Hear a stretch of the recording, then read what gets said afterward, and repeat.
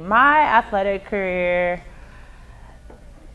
didn't even start till I was 7th grade. A friend of mine I went to church with, she was like, hey, you should come play basketball with me. I said, okay, sure. I did. Had no idea how to dribble the ball, but I tried my best. And shot a couple of times, and that was it for like 2 games. I ended up coming back playing basketball when I was in 8th grade. Same friend, come play basketball with me, so I did. And I got better. Played in high school. The thing about the whole basketball thing is I never had anybody to teach me how to play.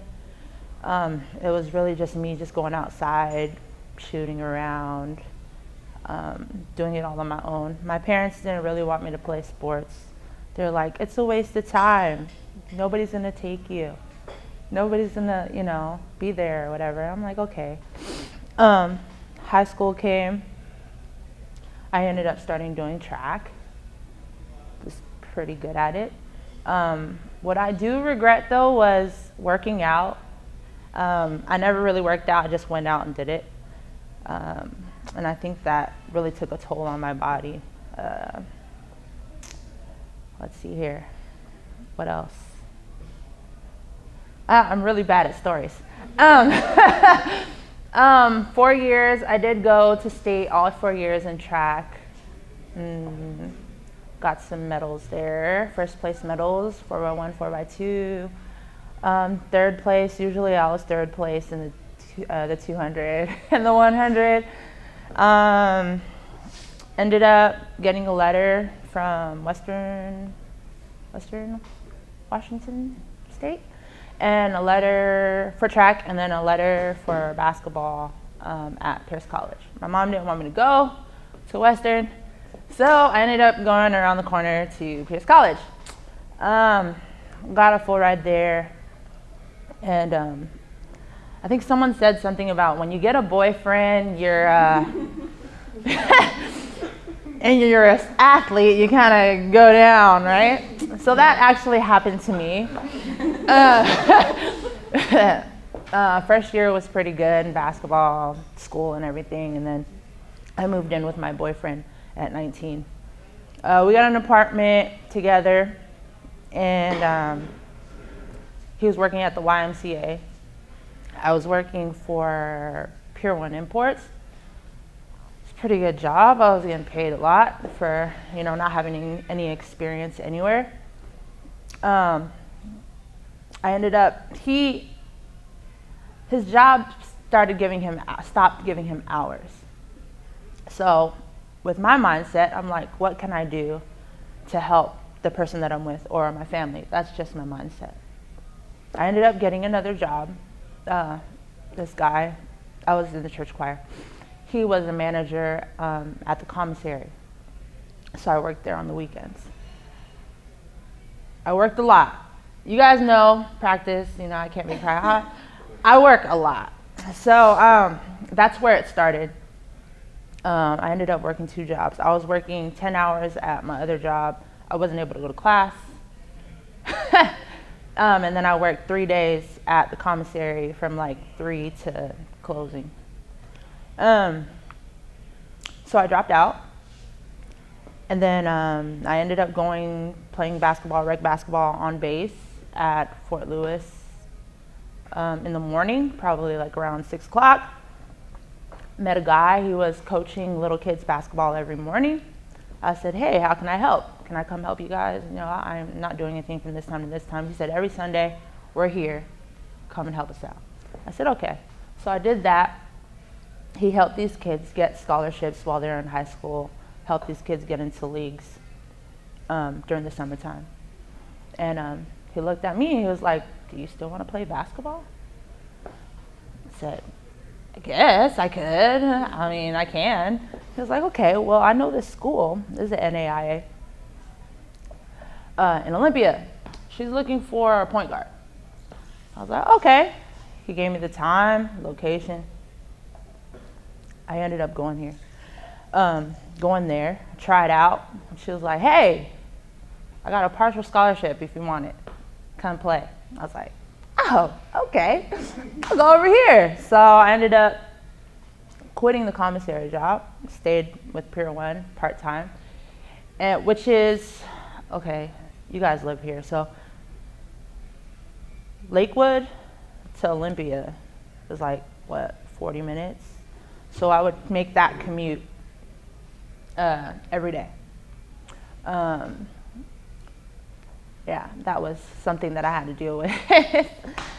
I'd make that commute, I would play. I redshirted my first year there, played my second year there. It was a great athletic program. We didn't go to any state, or we went to playoffs one year. That was about it. My last year, I actually got my associate's degree. And then I got a bachelor's degree. As I was graduating, like my last basketball game, I was like, dang, what am I gonna do with my life? I have no, I don't know what I'm gonna do. I'm gonna stay at Pier 1 for the rest of my life, drive forklifts, unload trucks, that's kind of weird and lame. So one of my teammates, she was like, yeah, I'm about to go out and I'm going to try out for LFL. I was like, what is LFL? She was like, oh, it's a women's football team. I said, oh, okay, that's cool. So I looked it up. One of my high school teammates in basketball, her name was Ricky Kirkland. She was on the team. I was like, oh, well, dang, Ricky could do it, I could do it. She was like all state, all, softball, everything. So she was on the team. I saw her on the pictures. That girl ended up not trying out, so I went to the tryout. I did pretty good. Coach Chris called me back for tryouts and training, and that's when my LFL career started. It was 2012, and they didn't really have, their season started late that year. So we trained for like 5 months before our first game. It was intense. Like the training that you guys ever got is totally different from what we had to do.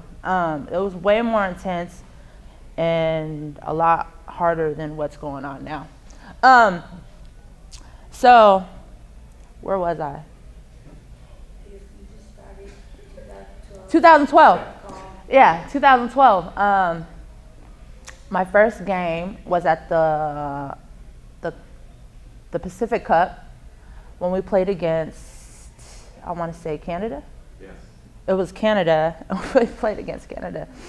I was running back, I think. Yeah. And then I was cool with running back because I didn't have to catch the ball. I suck at catching, by the way. The reason why, and I'll tell you, is because I have really bad eyesight. My eyesight is really bad. So if it's like right here, at least see, I can see the salad, but it's a little blurry. Like my eyesight is pretty bad. I don't think the coaches understood that when I told them that it was that bad. So I was fine at running back. That season, I ended up starting running back or whatever. And then he also put me at corner. I ended up playing corner for the last 3 years.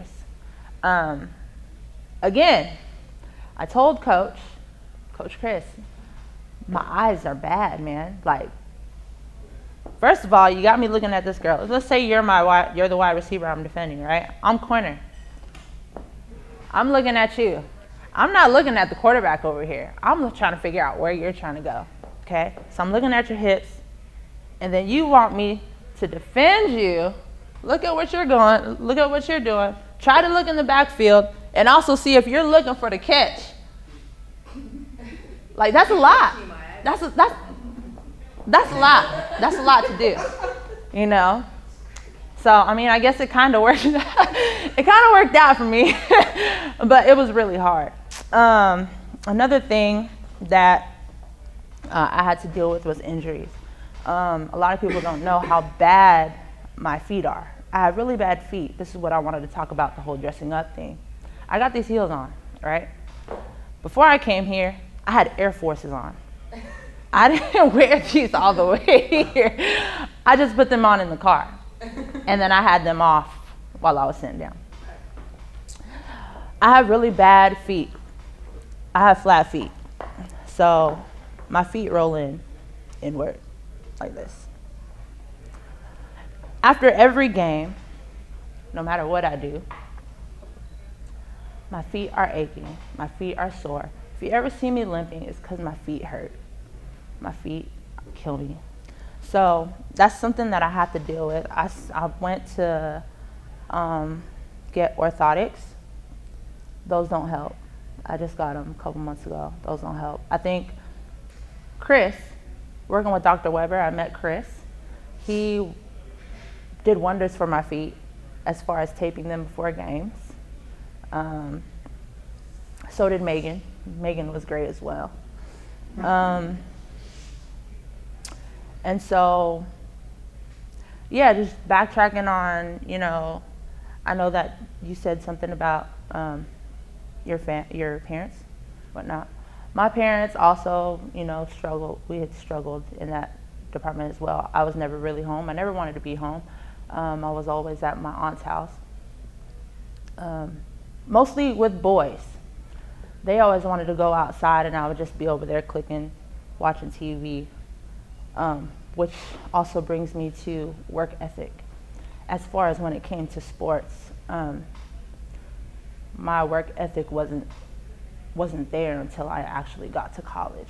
I didn't put in all that effort until I actually had a group of women with me that had that same goal as far as working out. We all worked out as a team. We met up at the same time. We all did it all together. Moving on to LFL, same thing. When the team was together and we worked together, we had a time, we all met at this place, the work ethic was there. I see videos on Facebook. Well, I'm not playing this year for family reasons. I see the work ethic that these women put in, and I'm like, man, I wish that I could do that right now. I see your videos working with your brother, right? Your trainer, your brother. I'm like, man, she's gonna dominate this year. I see your videos, Dom, or your posts every day. You tag me in posts. Like, man, she's motivating somebody today, you know? And you tag me and you motivate me. I'm just like, man, if only my feet didn't hurt today, I'd be running right now. But that's just a couple of things that I've dealt with, my eyesight, my feet, not having, I mean, my family was there, but they weren't there when I needed the help. They were there to watch, but not when I needed the practice or, you know, to push me, to drive me or whatnot. But meeting these girls, they helped with that part of my life. That makes sense. So I'm gonna cut that right there and just cut it short. Wow, thank you. And you find you carry that into all the rest of your parts of your life now. Yeah. Of course. That accountability, when you have other people that you work out with and they expect you to show up and expect you to Right, give your all. exactly. And that accountability It really means helps. everything. Yeah. Yeah. Thanks, Mele. Yeah.